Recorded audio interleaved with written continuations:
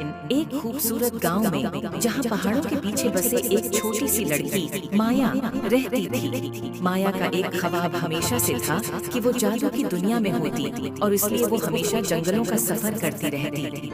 एक दिन जब माया जंगल में गहराइयों में बंद रास्ते पर चल रही थी, उसने एक अजीब वो गरीब मंजर देखा। एक दरख्त के नीचे झाड़ियों और पत्तों के नीचे एक छोटा सा खाकी बक्स छिपा हुआ था। उसकी सतह पर एक अजीब रोशनी चमक रही थी और माया को महसूस हो रहा था कि उसके गर्द एक राज है। माया ये देखकर बहुत खुश हो गई और उसने देर न की। वो उस खाकी बक्स को धीरे से साफ करने लगी। जैसे ही माया ने उसे खोला, एक नर्म सोने की रोशनी बाहर आ गई। बक्स में एक छोटा क्रिस्टल गेंद लटक रही थी जो महसूस हो रही थी जैसे वो दिल से जलते हुए हों। माया ने गेंद को हाथ में लिया और उससे एक अजीब रोशनी महसूस की। अचानक दुनिया घूमने लगी और फिर उसने महसूस किया कि वह एक जादुई जंगल में है। वहाँ दरख्त बातें कर रहे थे और रंगीन फूल हुआ में नाच रहे थे। माया ने एहसास किया कि वह एक दुनिया में आ गई है जहाँ हैरत अंगेज चीजों का राज है।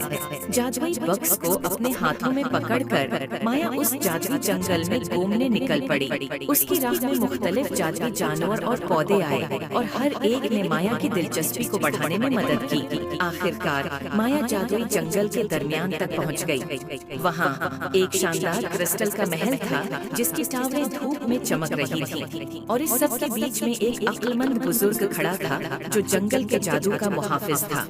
अक्लमंद बुजुर्ग ने मुस्कुराते हुए माया को जादुई डब्बे का हकीकी मकसद बताया। ये जंगल के कदीम मुहाफिजों का तहफा था जो खालिस दिल और बहादुर रूह वालों को सौंपा जाता था। इसकी ताकत जादू में नहीं बल्कि इस सफर में थी जो उसने मुतासिर किया। तशकर और हैरत से भरपूर माया अपने घर वापस आई। इसके दिल में नई हिकमत और हैरत की रोशनी भरी हुई थी और अगरचे उसने जादुई जंगल को पीछे छोड़ दिया था, लेकिन उसकी जादुई मेहमान की यादें हमेशा इसके साथ रहेंगी, इसे याद दिलाते हुए कि हकीकी जादू खुद पर यकीन और तखय्युल की ताकत में है। उम्मीद है आपको स्टोरी पसंद आई।